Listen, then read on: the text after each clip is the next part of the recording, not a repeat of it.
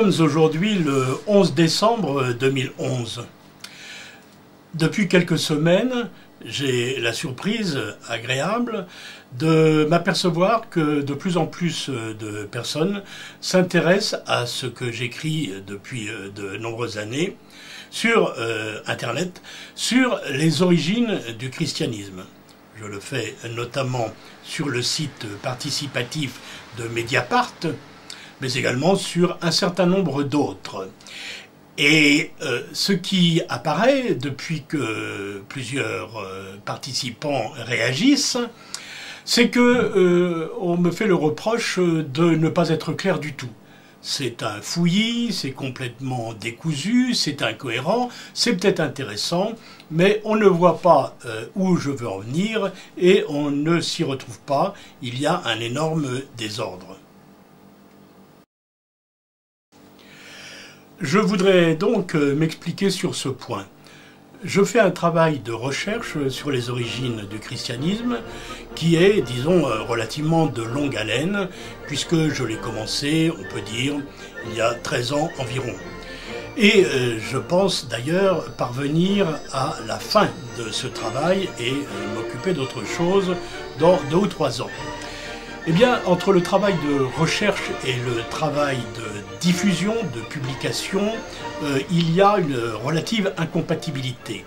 Il est difficile de publier au fur et à mesure que l'on fait sa recherche. Cependant, et là j'espère qu'on ne me fera pas le reproche de ne pas être clair ou de tout mettre dans le désordre, j'ai publié jusqu'à l'heure actuelle 4 titres sur les origines du christianisme. Je vais donc en dire 2 mots, au risque de paraître faire de la publicité. C'est d'ailleurs de la publicité.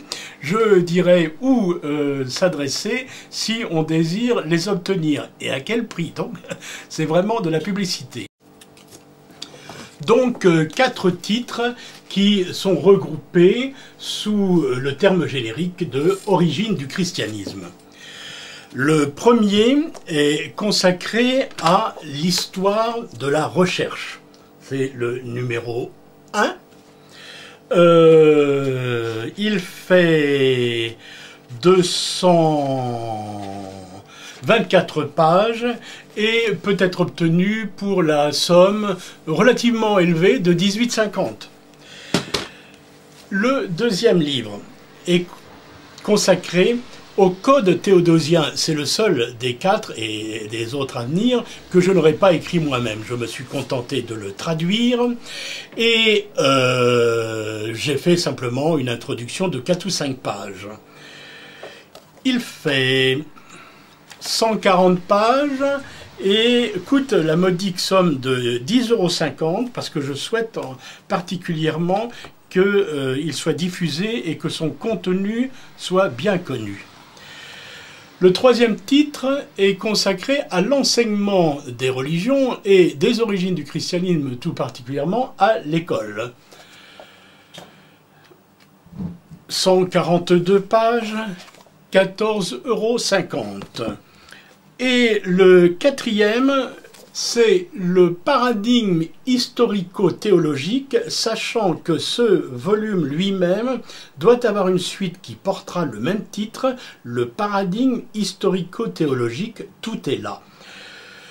Le paradigme historico-théologique a pour sous-titre, le premier, donc paradigme historico-théologique, a pour sous-titre les textes fondateurs. Quels sont les textes fondateurs du christianisme? Je prétends que, contrairement à ce que l'on dit, ce n'est pas le Nouveau Testament, et ceci est développé en 204 pages, 18,50 €. Et le second tome sera le prochain ouvrage que je publierai, mais pas avant 1 an, voire un peu plus. Et ce sera, numéro 2, le sous-titre « Les circonstances de la fondation ».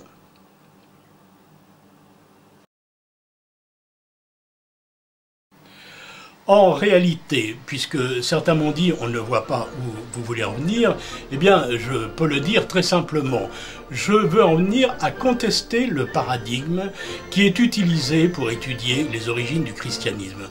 paradigme selon lequel tout commence avec Jésus de Nazareth, à Nazareth et en Judée, à Jérusalem. Je prétends que le christianisme commence autrement. Je ne dis pas que Jésus n'a pas existé, je dis simplement que les premiers chrétiens ne le connaissent pas. Ils connaissent le Christ, ils ne connaissent pas Jésus. J'aurai l'occasion de développer ce point de vue les prochains jours, notamment sur le site de Mediapart, mais pas seulement.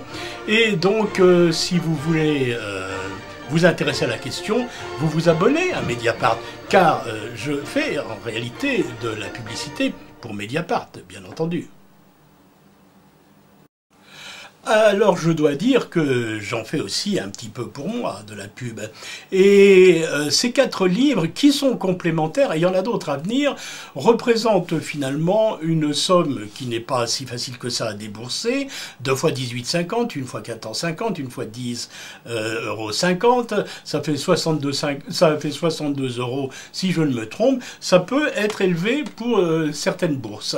Donc j'ai mis ces 4 livres en PDF sur un seul support, un seul DVD, et on peut obtenir les 4 exactement dans la même configuration, mais sous forme numérique, et bien sur un CD qui lui est en vente au prix de 26 € je crois.